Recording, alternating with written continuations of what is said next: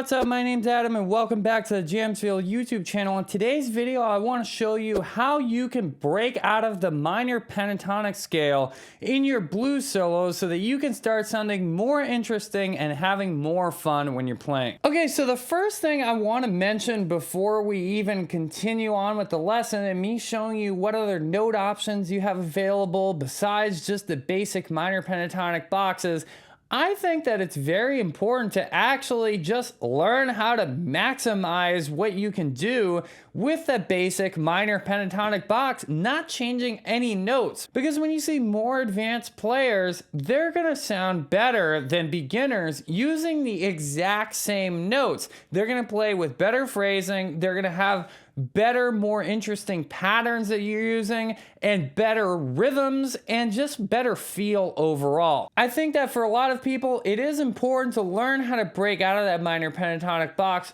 but there's a caveat, whereas I think that it's still important for you to learn how to actually sound as good as you possibly can without worrying about just adding more notes into the mix and making things more confusing. So now that I've gotten that out of the way, what I want to talk to you about is using the major pentatonic scale as well. And you've probably already heard to use the major pentatonic scale, but the problem is that sometimes if you just use the major pentatonic scale, it doesn't sound as bluesy as you would think it would. Like, let me just give you an example of that.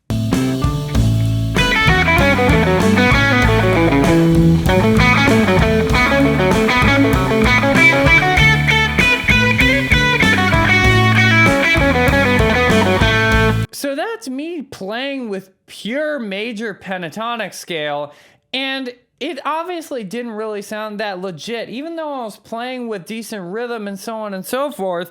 But it just doesn't sound like B.B. King or the people that we all know and listen to and have that sort of distinctive blues feel to it. So really what the key is actually mixing major and minor pentatonic together at the same time. And you may have heard that concept before, but I want to show you some very simple moves that you need to get into your head that if you memorize them, you will automatically start successfully mixing in some of the key notes from the major pentatonic scale with your minor pentatonic vocabulary. And so you're not thinking of it as like two different scales, but you're thinking of it all as one amalgamation together. Okay, so if we look at this minor pentatonic scale, the most important thing I think we need to start off with is adding the major third into the mix. So this C note here is actually the minor third of the key, but you want to be able to access this major third, which is a half step above it. Now, that doesn't just mean now I'm going to play a scale like this.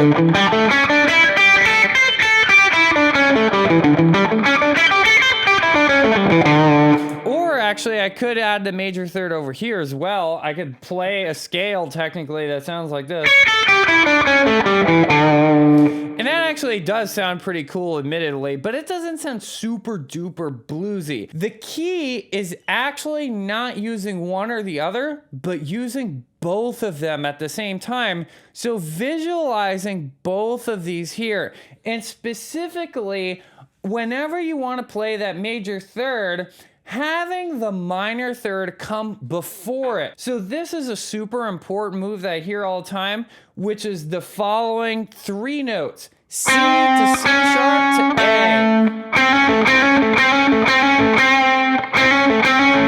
So you can either do C to C sharp to A down on the fourth string, or you can go. So that's what I would start off with, is just messing around with that a little bit.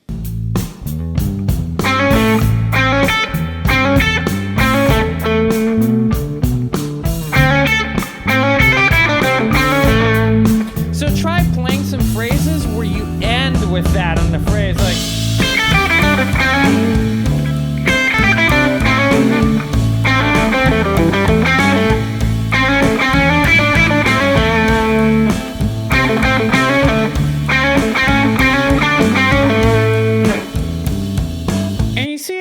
sudden now that's starting to sound a lot cooler because it's not sticking with one scale the whole entire time. So to me, that's where I started learning this idea is, oh, wait a second, I need to actually use that major third, and especially when we're playing on a major blues. If we're playing in a minor blues, that's a different story altogether. On a minor blues, you're really going to use more only the minor scale and the minor pentatonic scale, but you actually can use that major third, and it can sound interesting even on a minor blues. It's just less common. Also, one of my favorite moves to do is bending this minor third that's on the first string, see here, bending it up to the major third, and then going down to the A on the same string. So you can even start a phrase like just doing that, and then going down the minor pentatonic scale, and then ending on the other one like that. Something like that can sound really, really cool. So that's the first pro tip that I would give you is start combining the major third and the minor third at the same time. Again, if I just play that major third and I just play it from the major pentatonic scale, it doesn't quite have the same bluesy effect. We want to hear those two sounds pretty much at the same time. One more little piece of vocabulary I give you is if you go like this. So you're actually starting an A in the fourth string, and you're going, and you're actually rolling your finger up to D, and then go back down to A, and then you play this. So you actually hold down the C and the E on the third string and second string, and then you hammer on with your second finger up to C sharp. So you get this lick. You could also do it up here, by the way.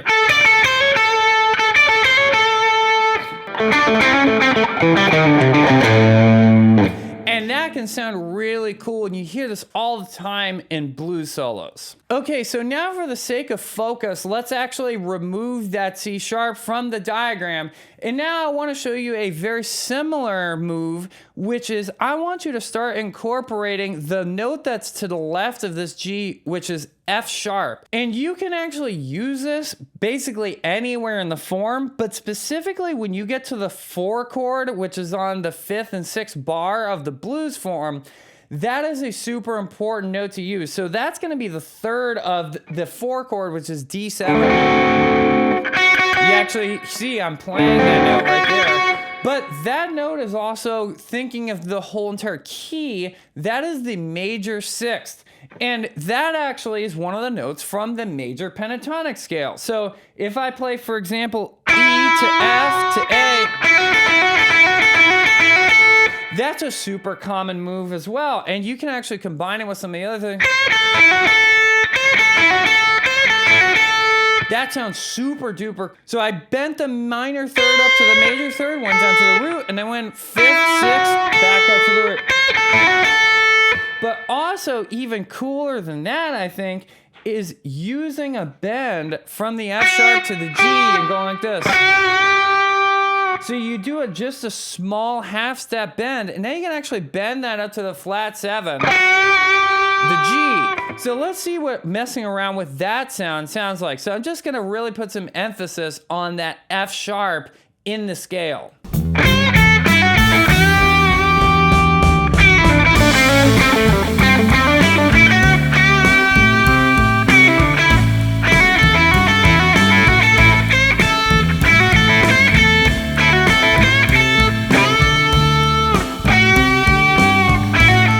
So that F sharp is really cool. So now we've started incorporating the C sharp and the F sharp, or AKA the major third and the major 6th. But again, we're not trying to think of it as a separate thing like, oh, I'm going to major pentatonic and now I'm going back to minor pentatonic. No, I want to see how these notes all fit together so I have access to all of them and I'm not thinking of them as separate things. Okay, so now going back to the minor pentatonic scale only, there's one more note that I want to have you incorporate, which is the major second or the major ninth, which is located directly next to the minor third, but on the left. So if you notice, actually we're incorporating both notes there on the right and the left of the minor third. We're including the note that's the C sharp, which is to the right of the minor third, and we're also including the second, which is to the left of the minor third. Those two notes are super duper important to start sounding more legit in your blues playing. So now one of my favorite things to do with this B note is not just play it, but either bend into it or bend out of it. So for example, I could actually, going over here, it's kind of hard to bend this A note here. It's a not super common move, but you actually have an A directly located next to this G here on the second string, and that A note can be bent up to B, and that's a very good move to play specifically on the 5 chord, but you can play anywhere. So bending A into B, or you can also bend B into C, and that sounds really cool.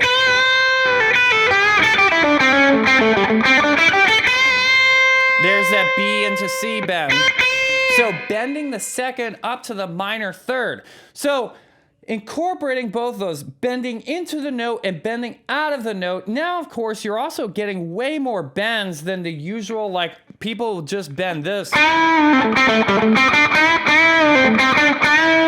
That's like the bend that 99.9% of people do all the time. Now we've got all these extra bends, but we're seeing how we can actually relate those major pentatonic notes back to the minor pentatonic notes. Of course, we can also do this in different positions, but I want to just focus on this position for right now.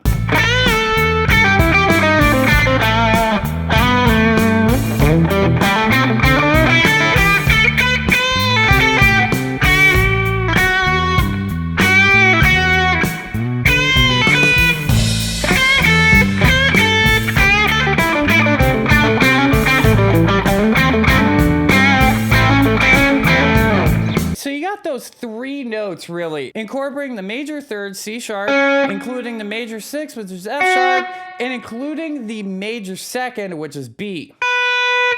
And making sure that not only you're incorporating them, but you're incorporating them and pairing them with the notes that are next to them so you can get more of that bluesy effect and not just playing them straight up, bending into them or bending out of them and pairing them together with their buddy notes in the minor pentatonic scale. So as you can see, it's really not that difficult. It's a matter of just adding in about 3 more notes that are super duper key and important, and you'll start breaking out of that minor pentatonic rut that you're in. And like I said before, I think it's really, really important to just actually know your minor pentatonic scale really well and know lots of different patterns and variations that you can play of it. So if you want to learn what is, I think, the coolest way to play the minor pentatonic scale all over the whole entire guitar neck, then make sure you check out this video right next to me. And if you enjoyed the video, subscribe to the channel, hit that thumbs up button,